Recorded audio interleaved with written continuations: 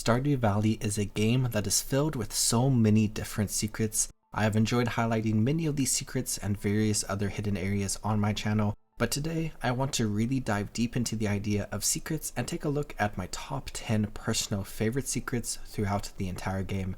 Of course, these are just my personal favorites, so I would love to read through everyone's personal favorites down in the comments. Let's get started. In the number 10 spot are the strange secret statues. These are 3 items that you can get through a variety of methods. Throughout Pelican Town, there are 4 different locked boxes, one by the blacksmith, one in the back room of the Star Drop Saloon, and one in Vincent's room. There's also one located behind Jojo Mart, but for some reason, that box doesn't play a part in this. As you explore the world, you can come across lost books that can later be found on the bookshelves in the museum. Many of these are important for teaching people how to play the game and give some other tips, but one is incredibly interesting. It is almost incomprehensible with a bunch of random words forming gibberish sentences, but if you take the first letter of each word, that are also notable because they are capitalized, each line forms a hint. First, Super Cucumber Town, then Duck Mayo Saloon, then Strange Bun Toy Box. These hints are telling you to place each item in the locked box in each respective area. Going to the area by the blacksmith, you can place a super cucumber in this box to get the HMTGF, then a duck mayonnaise in the Star Drop Saloon to get Pinky Lemon, and a strange bun in Vincent's room to get Foro Guamon, or however it's pronounced. In the number 9 spot are a few different secrets that are all related to one another. Most players should be familiar with the title screen of Stardew Valley, as it is typically the first thing you see whenever you start the game. As you load into the game, there is the Concerned Ape logo that you can click on to make the avatar freak out a little bit, but then there's also a small chance that clicking on the logo will cause the animation to turn green. Then on the title screen itself, there are a few different interactions. Clicking the letter E and the word Stardew 10 times will have a fun little interaction where a green alien will appear through a door, wave at you, and then disappear. Clicking the leaves around the Stardew Valley logo 10 times will cause some Junimos to appear and they will wave as well. If you look at the letters on the logo, you can see that there are screws as the letters are attached to the sign. If you click on the bottom left screw on the W of Stardew 10 times, a bunch of butterflies will appear.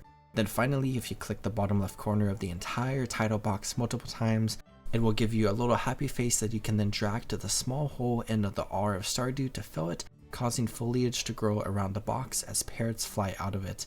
There's also apparently another secret for Xbox and PS4 players where you can press B or circle respectively. As the logo is dropping down, the clouds will move across the screen super quickly. And the number 8 spot is the Lonely Stone. This is a small little secret that just really resonates with me and is probably something you just accidentally notice while playing the game. With Stardew Valley having a ton of stuff going on in multiple different areas in and around Pelican Town, there is obviously the in-game map that people can open and look at. If you hover over the different areas on the map, it will highlight what that specific area is so that you can more easily find the various things you need. Pretty much everything that you can highlight are important areas, such as the blacksmith, but there's one location that you can hover over to highlight that shows a name that isn't important. Off of the coast of the valley, south of the beach area, you have the tiny little island in the water that is a fun detail to the map, but hovering over it shows the Lonely Stone. You can't go into this place, you can't interact with it at all, and there's not a single mention of this place in the entire game. I tried looking online for some stuff about it, but I couldn't find Concerned Ape talking about it, and there is barely any other discussion about it on different forums. It's just labeled, and there's not much more than that. But there's a fun detail that you can click on it, and a rock sound effect will play.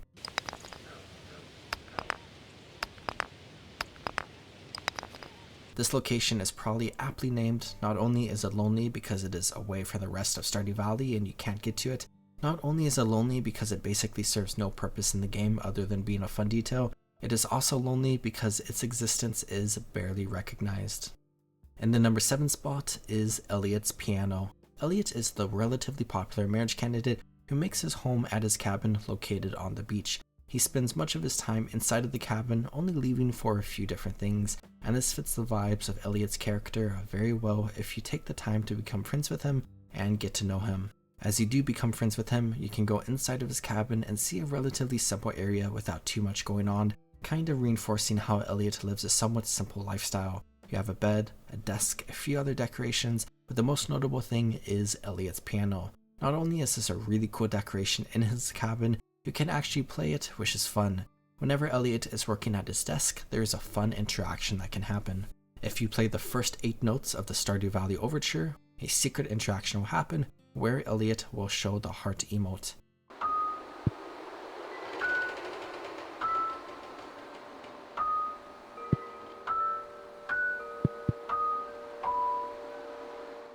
In the number 6 spot is good old-fashioned milk and cookies. Let me explain. Stardew Valley has the 4 different seasons that do roughly equate to the 4 seasons in real life for areas that experience all 4 seasons. Within each season, not only do you plant plants that are appropriate to that time of year, there are also in-game festivals that relate to real-world festivals that take place during those times. A very popular idea that most players know about is how on Spring 17 you can go into Cindersap Forest, and by the Hat Mouse you can find a rainbow leading to a pot of gold that you can interact with to get the leprechaun hat and a little bit of gold. A very obvious reference to St. Patrick's Day that takes place on March 17th every year that some people celebrate. But a more hidden secret that is less well known is in winter. The Feast of Winter Star takes place on the 25th of winter, which is a reference to the Christmas holiday and how that takes place on December 25th every year. But another holiday that is often celebrated is Christmas Eve the day before, which doesn't have a specific festival in-game. But of course, a common tradition on Christmas Eve is for kids to set out milk and cookies the night before for Santa Claus to enjoy as he delivers presents for Christmas. Well, in Stardew Valley, if you have a table in your house, you can place one of the types of milk in the game or some cookies on it on the night of Winter 24, the evening before Feast of Winter Star, and when you wake up in the morning, that will be replaced with a mystery box that you can open for a special item.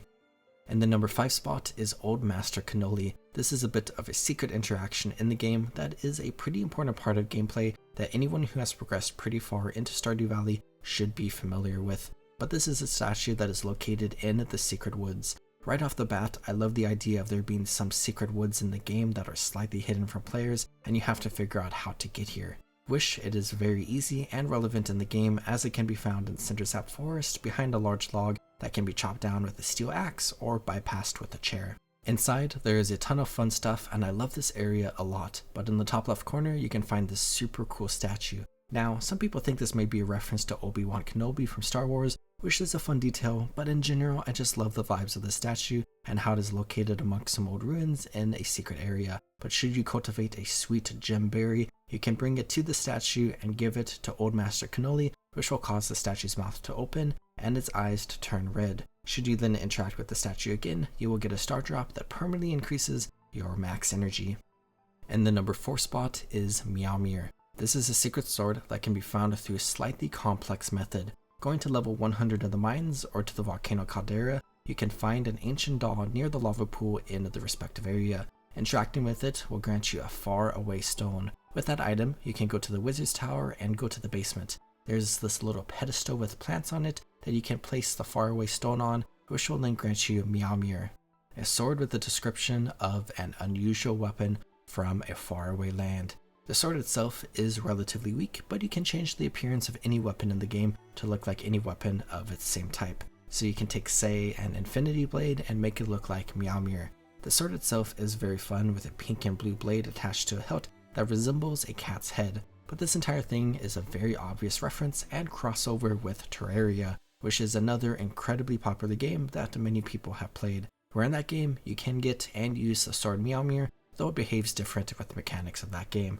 I just love this item a lot because not only is it super cool looking, not only is it acquired through a very fun secret method, it is also a reference to another game that I like a lot. In the number 3 spot is the Iridium Stackmaster trophy. This is an incredibly interesting interaction that makes me wonder how people even found this in the first place. Stardew Valley has a bunch of trophies in-game that are awarded when you achieve different things. These are then translated to other systems depending on the platform, like Steam achievements for anyone playing the game on Steam, where this is not a trophy that technically exists within the game and it doesn't give you a Steam achievement or anything like that, meaning that this is basically a joke that pops up when you accomplish a specific thing. As for the specific thing, when you pick up an item, a stack with a number is displayed on the side of the screen. If you are able to drop and pick up a stack of items fast enough, the number will keep going higher and higher. As you keep doing this, you will get a special message that appears when the stack reaches 100,000, then 200,000, then a special one at 250,000 that says shooting for a million, followed by another at 500,000, and then finally at 1 million, you get the secret Iridium Stackmaster trophy achieved pop-up, accompanied by a special message from Mr. Kui saying, "Congratulations kid, you did it. Now on to the next challenge." This obviously takes a decent amount of time to do and is basically a crazy thing to do for no reason other than getting this secret pop-up, and I love it so much just for that. In the number 2 spot is the Junimo Plush. This is an incredibly fun decoration that can be acquired in a very specific way. As you reach winter, you start getting the interactions with and the quests related to Krobus that will eventually lead to you getting secret notes. Afterwards, as you explore, you will get secret notes that give some different details on the game. Should you get secret note number 13, you get the hint 12 o'clock noon sharp, last day of the season, check the bush above the playground. You do not need the secret notes to get this item, but this is the intended way to learn about it in-game. Should you decide to follow the instructions in the secret note, you can go to the playground area located near the community center and find the bush that is right above it. On the 28th of any season, at exactly 12 PM, you can interact with this bush. Not on any other day and not at any other time, but interacting with it will grant you the Junimo Plush that is just an incredibly fun and cute decoration that you can place down in your home. I love this decoration a lot and always want to get it in any of my saves, but it is also found in such a unique way as you have to do something so incredibly specific to get it. But now for the number 1 spot for my favorite secret in all of Stardew Valley, and it is related to the purple shorts. This is a collection of secrets that gets crazier and crazier, and it all begins with a secret amongst the villagers of Pelican Town. As you play through the game, you learn more and more about some secret interactions between the mayor of Pelican Town, Lewis, with Marnie, who runs the ranch in Cindersap Forest. One part of this adventure in learning about this interaction is a quest given by Lewis where he lost his lucky purple shorts and asks you to get it back for him, which you can do by going to Marnie's house and finding his shorts there. Scandalous. You can then return the shorts to him to complete the quest, or you can hold on to them and taunt Lewis with them. And there is a lot you can do with them. You can put them in the luau soup to get a special response from the governor and Lewis. You can put them in the Stardew Valley Fair Grange display, which will cause Lewis to freak out and bribe you to keep this a secret. You can tailor them with a gold bar to make them trimmed lucky purple shorts, which will let you yourself wear them, which will cause special interactions with Marnie and Lewis. You can give Lewis the trimmed lucky purple shorts while he is at Ginger Island, and he will wear them as beach attire for the next 28 days. You can try to give them to Marnie, which will trigger special dialogue. You can put them in the tackle slot on your fishing rod to get the special lucky purple shorts bobber, and you can also place them into fish tanks to serve as a decoration item. But maybe the craziest thing related to these purple shorts, which is above and beyond my favorite part of this entire thing, and as such my single most favorite secret in all of Stardew Valley, is related to Lewis's special basement.